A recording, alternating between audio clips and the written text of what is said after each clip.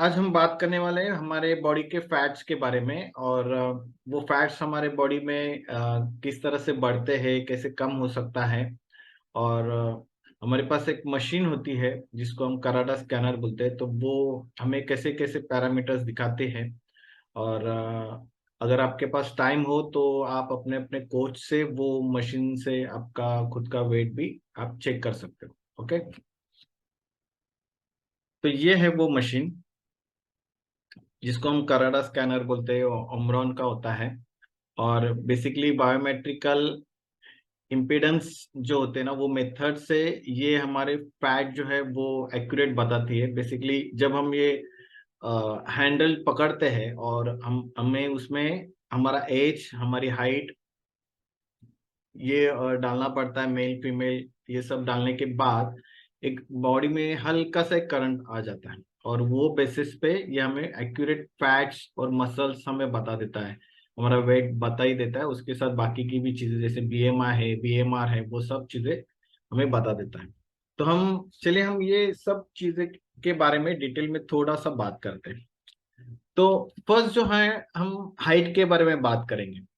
काफी लोग हमें पूछते हैं कि हमारा वेट इतना इतना है, लेकिन कितना होना चाहिए आप ही बताइए, राइट। और सबको मालूम नहीं होता कि कैसे कैलकुलेट करें।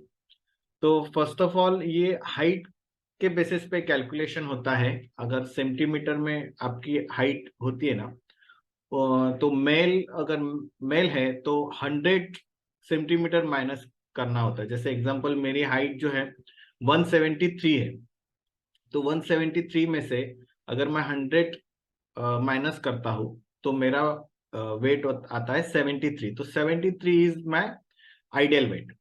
और फीमेल जो है उसमें अलग होता है, उसमें 105 मतलब 105 जो है वो माइनस करना पड़ता है। तो अगर फीमेल की हाइट 173 है तो उसमें अगर हम 105 माइनस करते हैं, तो 105 माइनस करते हैं तो हमारा आई थिंक 68 kg वेट होना चाहिए, राइट। सो ये ये बेसिस पे आप अपना खुद का भी कैलकुलेट करके देखिए कि आपका आइडियल वेट कितना होना चाहिए। हाँ, कभी कभी किसी की हाइट काफी कम होती है, जैसे कि 4.5 फीट भी होती है, तो उसमें काफी प्रॉब्लम आ जाता है कि मतलब एकदम ही कम वेट, आइडियल वेट आ जाता है। तो ऐसा जरूरी नहीं है कि उन जिनका हाइट कम है तो उतना ही होना चाहिए। आप अपने हिसाब से ये कर सकते हो, 5-10 किलो ऊपर नीचे होता है तो कुछ प्रॉब्लम नहीं है। लेकिन जो हाइटेड है मतलब 5.5 फीट के ऊपर है, उनके लिए कैलकुलेशन परफेक्ट आ जाता है। ठीक है।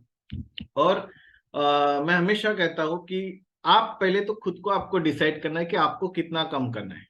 तो आइडियल वेट है ही, लेकिन अगर हम छोटे छोटे वेट अगर हम टारगेट रखते हैं या गोल रखते हैं, जैसे मुझे अभी 1 मंथ में 5 केजी करना है कम, या मुझे 6 महीने में 20 केजी करना है, राइट। अगर किसी का 50 किलो कम करना है लेकिन 20 केजी का भी अगर हम टारगेट रखते हैं तो भी काफी इजी हो जाता है। बड़ा अगर 50 केजी हम सोचते हैं तो काफी बड़ा लगता है, लेकिन अगर हम 20 केजी सोचेंगे तो काफी छोटा लगता है। तो ये एक पॉइंट है। फिर आता है हमारा टोटल बॉडी फैट्स। तो total body body fat means हमारे सर से लेके पाँव तक जो बॉडी फैट्स होते हैं। आप यहाँ पे देख सकते हो, यहाँ पे ये जो येलो जो पार्ट दिख रहा है ना, ये सब फैट्स है, चर्बी है। दुबले इंसान में भी होती है, मोटे इंसान में भी होती है। ओके, तो ये टोटल बॉडी फैट्स है। ये टोटल बॉडी फैट्स के भी पैरामीटर्स होते हैं कि, उसमें भी एक एवरेज कितना होना चाहिए, ये भी मैं आपको बताता हूँ।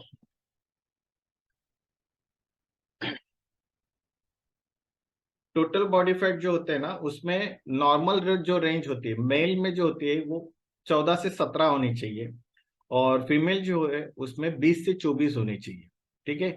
और उससे अगर ज्यादा हो तो ऑब्वियसली वो हाई रिस्क में होते हैं, तो आपको ये ध्यान में रखना है। अभी इसी में और दो फैट्स होते हैं, एक विजुअल फैट होता है और एक सबक्यूटेनियस फैट होता है। तो विजुअल फैट्स क्या है बेसिकली, और कुछ नहीं, हमारे जो ऑर्गन्स ऑर्गन्स होते हैं ना, ऑर्गन्स में जैसे हार्ट आया, हमारा लिवर आया, किडनी आया, उसके ऊपर फैट्स होते हैं, वो फैट जो है उसको सपोर्ट करने के लिए या प्रोटेक्ट करने के लिए होते हैं। तो वो फैट आप यहाँ पे देख सकते हो, जैसे कि ये हार्ट का फैट दिख रहा है आपको, राइट। सो ये जो है यहाँ पे अगर बढ़ जाता है, आप यहाँ पे भी देख सकते हो, तो अगर बढ़ जाता है तो ब्लॉकेजेस आ जाते हैं, और ब्लॉकेजेस आने की वजह से हार्ट का प्रॉब्लम होने के चांसेस बढ़ जाते हैं, राइट। तो हमें जो है ये फैट जो है वो कम रखना काफी जरूरी होता है। इसका नॉर्मल रेशियो होता है 1 से 8 यूनिट्स होते हैं।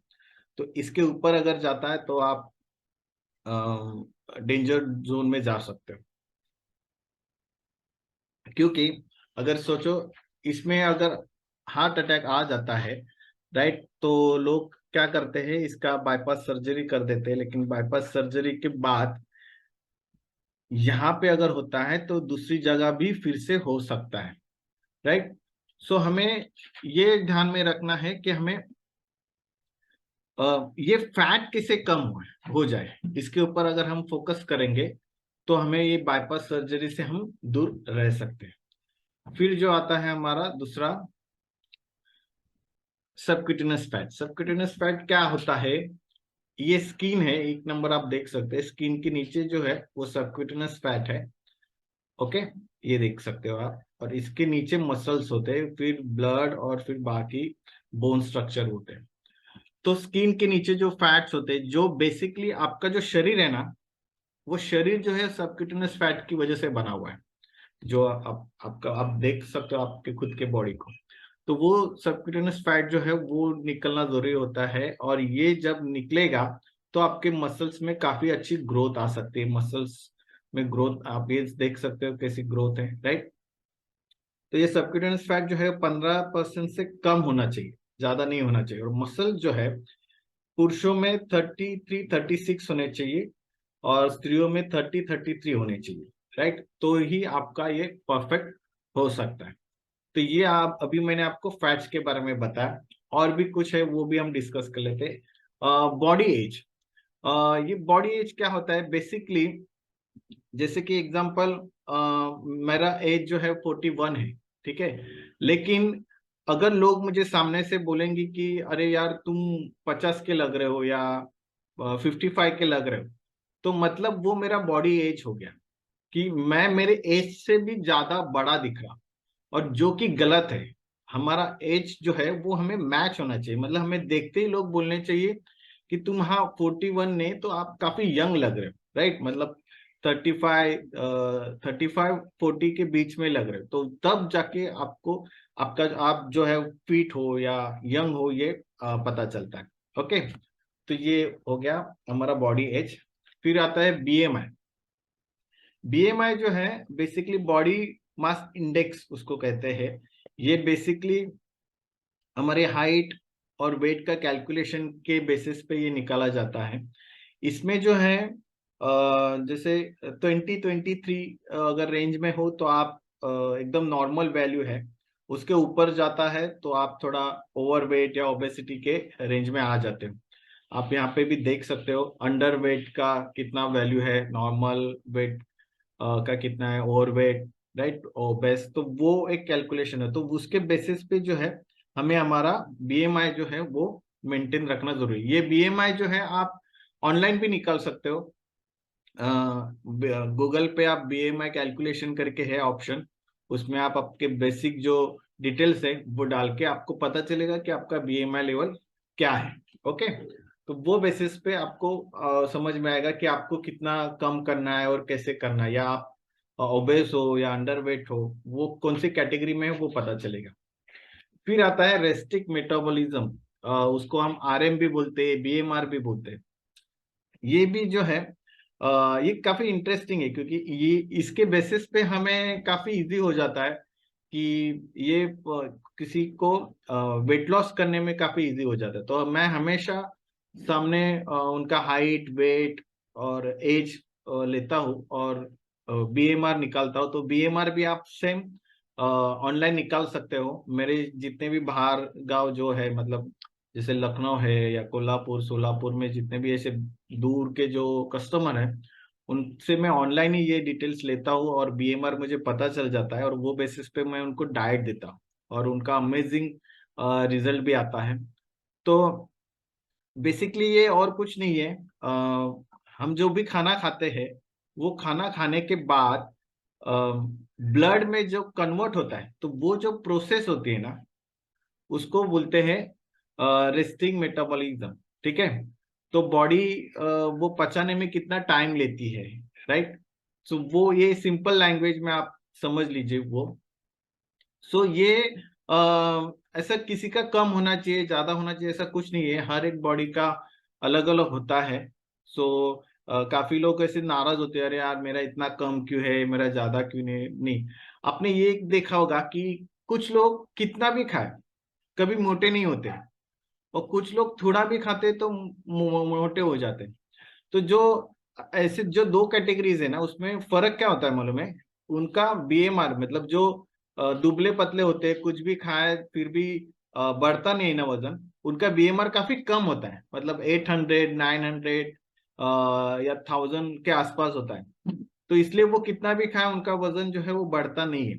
लेकिन उनके ऑपोजिट जो है, जिनका 2200 है, 2500 है, ऐसे जो लोग है या 1800 के ऊपर है ना, वो थोड़ा भी खाए ना तो उनका वजन बढ़ जाता है, पर उनका जल्दी कम भी होता है। तो ऐसे दो अलग अलग कैटेगरी में लोग आते हैं। तो इसमें आप देख सकते हो कि 2000 कैलोरीज, अगर जिनका आरएम 1500 है, तो अगर 2000 कैलोरीज वो कंज्यूम करते तो 500 कैलोरीज जो एक्स्ट्रा खा लेते हैं, राइट। तो उतने ही फैट जो है वो जमा हो जाते हैं। या फिर अगर हम उल्टा करें तो कम भी हो सकते हैं, मतलब अगर 2000 उनका आरएम होता है और 1500 खा लेते हैं, तो 500 उनका कम हो जाता है। तो वो बेसिस पे फैट भी कम हो जाता है। ठीक है। तो वो थोड़ा समझ के लीजिए मैं क्या बोल रहा हूँ। तो मैं और एक एग्जांपल देता हूँ, मैंने कल भी ये एग्जांपल दिया था कि जिनका 1700 अगर आरएम हो, ठीक है, तो मैं उसमें क्या करता हूँ, 400 कम करके उनको मैं बोलता हूँ कि आप 1300 या 1200 या 1300 आप कैलोरीज कंज्यूम करें, तो आपका जो है वजन कम हो सकता है। तो वो डिपेंड उनका लाइफस्टाइल कैसे है, वो देख के ही मैं बताता हूँ। ऐसे नहीं कि अभी डाइट दिया तो चलो वो भी मैं अभी बताऊं, नहीं, मैं धीरे धीरे मैं देखता हूँ उनकी लाइफस्टाइल कैसे क्या है, उनका हो रहा है नहीं हो रहा है, वो बेसिस पे मैं धीरे धीरे चेंजेस करता हूँ। तो अभी इसके बेसिस पे मैंने जैसे कहा, ये आरएम के बेसिस पे ही हम हमें पता चलता है कि कितना वेट कम हो सकता है। मालूम है आपको, हमें लोग पूछते हैं कि मेरा कितना कम होगा, तो इसका आंसर इसमें है, ये चार्ट में है। आप चाहे तो इसका स्क्रीनशॉट लेके रख सकते हो कि अगर जिनका आरएम 1200 to 1400 है ना, उनका मंथली 102 किलो कम हो सकता है। ओके। हाँ, इससे ज्यादा भी हो सकता है अगर वो और थोड़ा स्ट्रिक्ट डाइट करे, लेकिन 1 से 2 ये मिनिमम हम रेंज बता रहे, 1 से 2 हो सकता है। फिर 40 to 1600 है, उसमें 2 से 3 केजी हो सकता है। 1600 to 1800 है, उसमें 3 to 5 केजी हो सकता है। 1800 to 2000 है, उसमें 5 to 7 केजी हो सकता है। मेरी एक अभी एक 21 डेज में एक मेरी कस्टमर है जिन्होंने 21 डेज में 10 केजी वेट लॉस किया था। तो वो जो 10 केजी वेट लॉस किया था वो कैसे हुआ था, तो बेसिकली उसका जो आरएम था वो हाई था, उसका 2200 आरएम था। इसीलिए ये बेसिस पे ही मैंने उसको बताया था कि तुम्हारा उतना हो सकता है, और डाइट वो बेसिस पे डाइट दिया मैंने, और उसका हो गया अमेजिंग ट्रांसफॉर्मेशन। तो मैं अगर किसी का 1400 और 1600 है, उनको मैं नहीं बोल सकता कि तुम्हारा 10 किलो हो जाएगा 21 दिन में, राइट। तो उनको मैं ऐसे ज्यादा बड़ा चढ़ा के मैं नहीं बोल सकता। लेकिन जो पॉसिबल है वो जरूर मैं बोलता हूँ कि हाँ आपका इतना हो सकता है। तो आपको भी ये ध्यान में रखना है कि आपका आरएम उतना है क्या, तो वो बेसिस पे आपका रिजल्ट आ सकता है। ओके। सो बॉडी कंपोजिशन भी आपको ध्यान में रखना है। आप देख सकते हैं दो अलग अलग लोग हैं, दोनों का हाइट सेम है, वेट सेम है, लेकिन हेल्दी कौन दिख रहा है या फिट कौन दिख रहा है, तो मस्कुलर इंसान जो है वो फिट दिख रहा है। क्यों? क्योंकि उसके मसल्स ज्यादा है, राइट। इसका मतलब ये नहीं कि वो ओवरवेट है, उसके मसल ज्यादा है तो ऑब्वियसली वो फिट और हेल्दी है, लेकिन यहाँ पे उसके फैट ज्यादा है, मसल्स कम है, तो वो अनहेल्दी है। तो आपको ये भी ध्यान में रखना है। और पहले तो स्पेशली इंडिया में हेल्दी मतलब लोगों को लगता है कि मोटा इंसान, तो ऐसा नहीं है। हेल्दी मतलब फिट जो है उसको हेल्दी बोलते हैं, मोटे इंसान को हेल्दी नहीं बोला जाता, ये आपको पहले ध्यान में रखना है। ओके, हमारा बॉडी जो है सेल्यूलर सेल्स से बना है, राइट। मतलब जो लेडीज जो है वो प्रेग्नेंट रहती है तो एक छोटा सा सेल जो है वो प्रोड्यूस होता है, और उस सेल्स से जो है टिश्यूज, फिर ऑर्गन्स, और फिर पूरा बॉडी का सिस्टम बनता है। ओके, तो ये इसीलिए ये सेल्यूलर सेल्स से बना हुआ बॉडी है, तो इसके लिए हमें सेल्यूलर न्यूट्रिशन की भी जरूरत होती है। तो उसको हम ये कचरा विचरा दे सकते हैं क्या, राइट। तो इस उसके लिए हमें क्या जरूरत है न्यूट्रिशन में हमें protein, vitamin, minerals, carbs, fibre और इसेंशियल फैट जो है ये जरूरी होता है, राइट। सो अभी कुछ लोग हमें बोलते हैं कि फूड फूड तो हम खाते हैं, उसमें तो हमें मिलता है, राइट। तो फूड मतलब क्या, कि जो हमें भूख लगती है तो भी हम खाते हैं, नहीं लगती है तो भी हम खाते हैं, राइट। आप सबके साथ ऐसे हुआ रहेगा ना कि खाना खाने के बाद भी हमें स्वीट खाने की आदत है, हालांकि पेट भरा हुआ है फिर भी हम वो खा लेते हैं। तो आपको ये ध्यान में रखना है कि खाना जो है सिर्फ हमारे भूख को सेटिस्फाई करने के लिए, लेकिन न्यूट्रिशन जो है वो हमारे शरीर की जरूरत है। तो वो अगर हमें मिलता है ना, तो हमारे जो जितने भी शरीर के सेल्स है ना, उनको न्यूट्रिशन मिलके हमारा शरीर की जो है ग्रोथ अच्छी होती है, डेवलपमेंट अच्छी होती है, हमारी इम्यूनिटी जो है बढ़ जाती है, बॉडी का कचरा जो है डिटॉक्सिफिकेशन होता है, और हेल्दी एजिंग मतलब हम ज्यादा यंग दिखते हैं, हमारा एनर्जी लेवल बढ़ जाता है, वाइटलिटी बढ़ जाती है, राइट। और इसमें ये सब अगर हमें प्रॉपर तरीके से बैलेंस अगर मिलता है ना, तो हमारे जितने भी फैट्स है वो हमारे कम होते हैं।